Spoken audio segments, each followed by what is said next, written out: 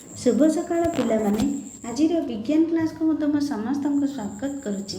पिलामाने आमे पढ़ुले विद्युत स्रोत विद्युत अंशक मानकर संकेत को नहीं विद्युत परिपथ को किपरि सहजरे अंकन करिया से विषय जान मुक्त मुक्त विद्युत परिपथ मुदित विद्युत परिपथ कौन से विषय आलोचना करिले। आज आम विद्युत स्रोतर तापीय प्रभाव उपर आलोचना करिया। पिलामाने विद्युत बल्ब बहुत समय धरी जड़ेले अधिक उत्तप्त हो जाए ताती जाए या कहीं उत्तप्त है विद्युत स्रोतर तापीय प्रभाव होता है। अच्छा ये विषय टी जाना गोटे गोटे परीक्षा करिया। पिलामाने गोटे परीक्षा को जीवा तुम आम 12.2 को जीवा गोटे विद्युत सेल गोटे बल्ब गोटे स्विच एवं किसी विद्युत तार नियो। चित्र 12.9 रे प्रदर्शित होला बड़े गोटे विद्युत परिपथ तैयारी कर। विद्युत स्विच को मुक्त अवस्था परिपथ रखिले बल्ब टी जलुच कि ना बल्ब टी जलिब ना। तापर बल्ब टी को हाथ में धर कौन अनुभव कर बल्ब किसी कौन अनुभव करिया गरम अनुभव करे कि ना ठंडा अनुभव करे ना जहाँ जपरी सेमती लगे छुईले बल्ब को छुईले किंतु कौन हम ना बर्तमान विद्युत स्विच को 2-3 मिनिट मुदित करिया स्विच की ऑन करदे आ बल्ब को छुईबा कौन अनुभव के किसी पार्थक्य अनुभव कर अनुभव करिया कौन करिया ना विद्युत स्विच को मुक्त करी तापर बल्ब को छुईबा। जिते विद्युत स्विच को ऑन करिया आम बल्ब को छुईबा से कौन हम ना ताप किसी उत्तप्त लगे मो हाथ को सीटा बल्बटा कौन लगे उत्तप्त लगे। पिला चित्र 12.9 को जीवा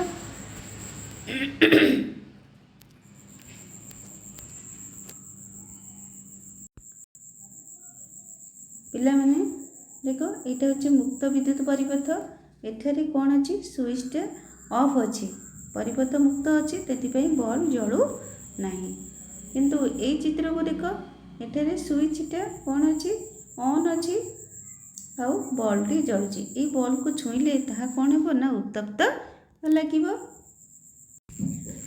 पिला माने एक विद्युत पिला माने चित्र को देख दुईटी लुहा कंटारे कौन है 10 सेमी लंबर गोटे निक्रम तार गुड़ा जापर गोटे बैटेरी नहीं गोटे सेल नहीं बैटेरी नहीं गोटे सेल नहीं आ गोटे कौन नहीं ना ये स्विच नहीं जहाँकि मुक्त अवस्था अच्छे। परीक्षा टी करिया कौन कराहब ना 10 सेमी लंबर निक्रम तार को दुईटी लुहा कंटारे बांधि रखा। ये निक्रम तार को तुम्हें विद्युत सरंजाम मरामती दुकान किंबा अव्यवहृत हिटर पाइपर। विद्युत स्विच बर्तमान कौन अच्छे मुक्त अवस्था अच्छी बर्तमान से निक्रम तार को हाथ में धर कौन लगे टी उषुम लगे ताते जीव यापर विद्युत स्विच को 2-3 सेकेंड मुदित कर मुक्त अवस्था से किसी लगे ना कि मुदित करिया जो करेन्ट फ्लो कर से तार को छुईले कौन हम ना तातीज मात्र 2-3 सेकेंड कर मुदित कर बेसी अधिक समय मुदित कर छुईकी धरिकी रखा ना। बर्तमान पुणी मुदित विद्युत परिपथ को कौन करदेव ना मुक्त करदेव स्विच ऑफ करदेव केते मिनट पर ताको हाथ में धरब।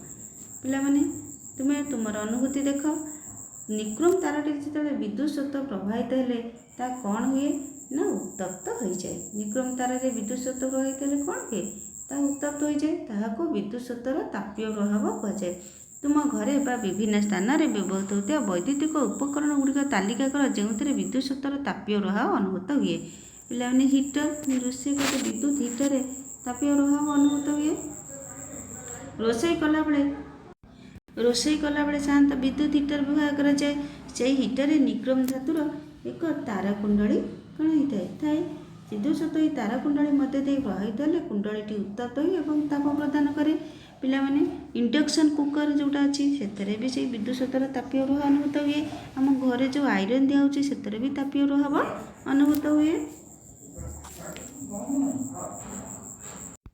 पिला माने विद्युत स्रोत प्रवाहित हेले तार जो ताप उत्पन्न हुए तार परिमाण कौन तापर परिमाण पिला माने तार जो पदार्थर तैयारी ताहा उपरे निर्भर करे।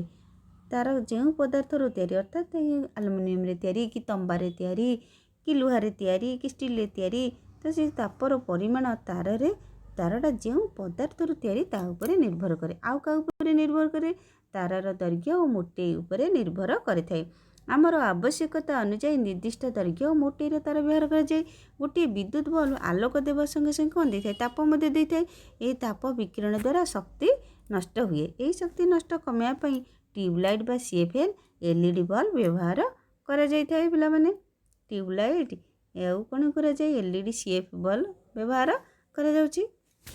କେତେକ ତାର ଏଭଳି ଧାତୁରେ ତିଆରି ଯେ ତାହା ମଧ୍ୟ ଦେଇ ବିଦ୍ୟୁତ ସ୍ରୋତ ପ୍ରଭାବିତ ହେଲେ ତାହା ଉତ୍ତପ୍ତ ହୋଇ ତରଳିଯାଏ ଏବଂ ଛିଣ୍ଡିଯାଏ। ଏଇ ବିଷୟରେ ଜାଣିବା ଆସ ପିଲାମାନେ। ତୁମ କାହିଁ କାମ ଯେଉଁ 12.3 କି ଦେଖା ଆଉ ଥରେ ଦେଖିବା। ଏଠାରେ କ'ଣ କରିବା ନା ଗୋଟେ ବିଦ୍ୟୁତ ସେଲ୍ ବଦଳରେ 4ଟି ବିଦ୍ୟୁତ ସେଲ୍ର ଏକ ବ୍ୟାଟେରୀ ସଂଯୋଗ କରିବା। ଗୋଟିଏ ବିଦ୍ୟୁତ ସେଲ୍ ବଦଳରେ 4ଟି ବିଦ୍ୟୁତ ସେଲ୍ର ବ୍ୟାଟେରୀ ସଂଯୋଗ କରିବା। ନିକ୍ରୋମ ତାର ବଦଳରେ ଗୋଟିଏ ସରୁ ଷ୍ଟିଲ୍ ତାର ନେବା। ସେ ଷ୍ଟିଲ୍ ତାର କେଉଁଠୁ ଆଣିବା? ବାସନ ମାଜିବା ପାଇଁ ବ୍ୟବହୃତ ଷ୍ଟିଲ୍ ଉଲ୍ ବ୍ରଶରୁ ଗୋଟିଏ ତାର ଆଣିଲେ ହେବ। যেই ଘରେ ପଙ୍ଖା ଚାଲିଥିଲେ ତା ସୁଇଚ୍କି ବନ୍ଦ କରିଦେବା। ବର୍ତ୍ତମାନ ବିଦ୍ୟୁତ ପରିପଥର ସୁଇଚ୍କୁ ମୁଦିତ କରି କିଛି ସମୟ ଅପେକ୍ଷା। କ'ଣ ହେଉଛି ଦେଖିବ?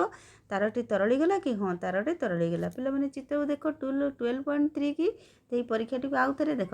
ପିଲାମାନେ ଏଇଠି କ'ଣ ହେଇଛି ନା ଯେ ଗୋଟିଏ ସେଲ୍ ଲାଗିଛି, ଏଠି ଗୋଟିଏ ସେଲ୍ ବଦଳରେ 4ଟି ସେଲ୍ ଲଗାଇବା। କେଇଟା ସେଲ୍ ଲଗାଇବା ପିଲାମାନେ? ନା 4ଟି ସେଲ୍ ଲଗାଇବା। 4ଟି ସେଲ୍ ଲଗାଇଦେବା ଏଇଠି।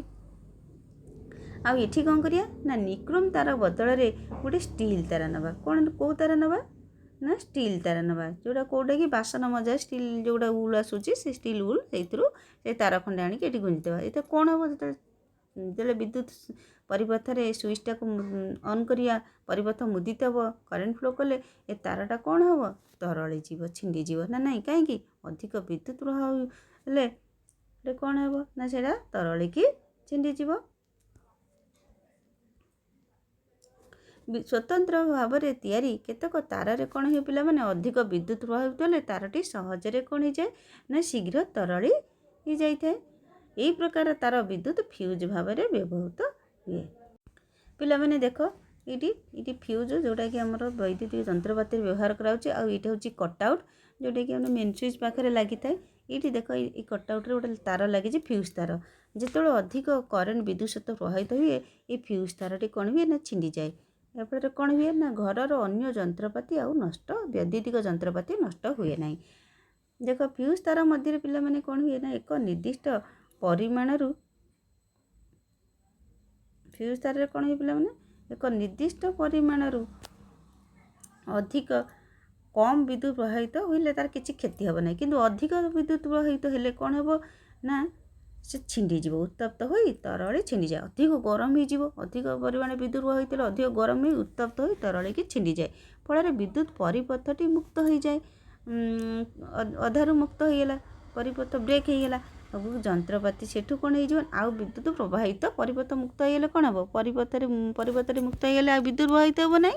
ଆଉ ଅନ୍ୟ ଯନ୍ତ୍ରପାତି ସୁରକ୍ଷିତ ରହିବ। ଯେମିତିକି ଘର ଫ୍ୟାନ୍, ଲାଇଟ୍, ଏସବୁ ଟିଭି ଏସବୁ ସୁରକ୍ଷିତ ରହିବ।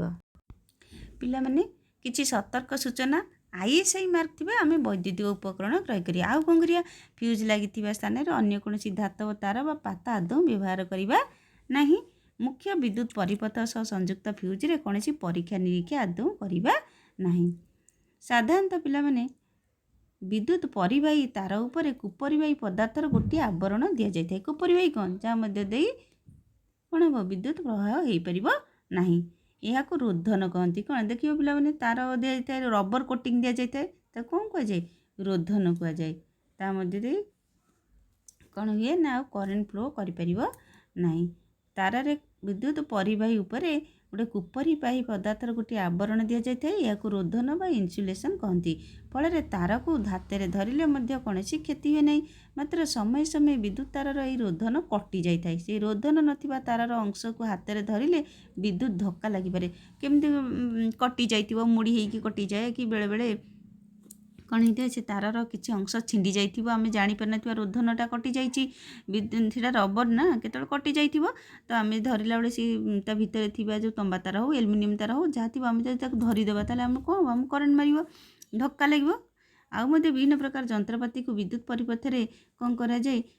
ଗୋଟିଏ ସକେଟରେ ଅଧିକ ବିଦ୍ୟୁତ ମାନେ ସଂଯୁକ୍ତ ଯନ୍ତ୍ରପାତି ଯେତେବେଳେ ଆମେ ସଂଯୁକ୍ତ କରିଯିବା ସେତେବେଳେ କ'ଣ ହେବ? ବିଦ୍ୟୁତ ଅଧିକ ପ୍ରବାହ ହେବ। ଅଧିକ ବିଦ୍ୟୁତ ପ୍ରବାହ ହେତୁ ସମୟ ସମୟ ତାର ଅଧିକ ଉତ୍ତପ୍ତ ହୋଇ ସେଠାରୁ ନିଆଁ ବାହାରିପାରେ। ଅଧିକ ଯେତେବେଳେ ବିଦ୍ୟୁତ ପ୍ରବାହିତ ହେବ, ଅଧିକ ଉତ୍ତପ୍ତ ହେବ। ଅଧିକ ଉତ୍ତପ୍ତ ହେଲେ କ'ଣ? ସେଠାରୁ ନିଆଁ ବାହାରିବ। ବର୍ତ୍ତମାନ ବଜାରରେ ପିଲାମାନେ ଫ୍ୟୁଜ୍ ବଦଳରେ ମିନିଏଚର ସର୍କିଟ୍ ବ୍ୟବହୃତ ହେଉଛି। କ'ଣ ହେଉଛି ପିଲାମାନେ? Miniature circuit breaker, MCB, miniature circuit breaker ବ୍ୟବହୃତ ହେଉଛି। ପିଲାମାନେ ଚିତ୍ର ଦେଖ, ଏଇଟା ହେଉଛି ଗୋଟେ ମିନିଏଚର ସର୍କିଟ୍ ବ୍ରେକରର ଚିତ୍ର। ପରିପଥରେ ପିଲାମାନେ ଅତ୍ୟଧିକ ବିଦ୍ୟୁତ୍ ପ୍ରବାହିତ ହେଲା ବେଳେ ଏହା ସ୍ୱତଃ ବନ୍ଦ ହୋଇଯାଏ। ମାନେ ଅଧିକ ଯେତେବେଳେ କରେଣ୍ଟ ଫ୍ଲୋ ହେବ ସେଠି ଫ୍ୟୁଜ୍ ତରଳି ଛିଣ୍ଡିଯାଏ, ଆଉ ଏଠି କ'ଣ ହେବ, ଇଏ ଛାଇଁ ଛାଇଁ ବନ୍ଦ ହୋଇଯିବ। ପୁଣି ଏହାକୁ ପରେ ପୁଣି ଚାଲୁ କରି ପରିପଥକୁ ଆଉ ଥରେ କାର୍ଯ୍ୟକ୍ଷମ କରାଯାଇପାରେ। ତୁମେ ବିଦ୍ୟୁତ୍ ସତ୍ତ୍ୱର ପିଲାମାନେ ତାପୀୟ ପ୍ରଭାବ କ'ଣ ବୁଝିପାରିଲ? ଏହା କିପରି ଆମ ଉପକାରରେ ଲାଗେ ତାହାକୁ ବି ଜାଣିପାରିଲ।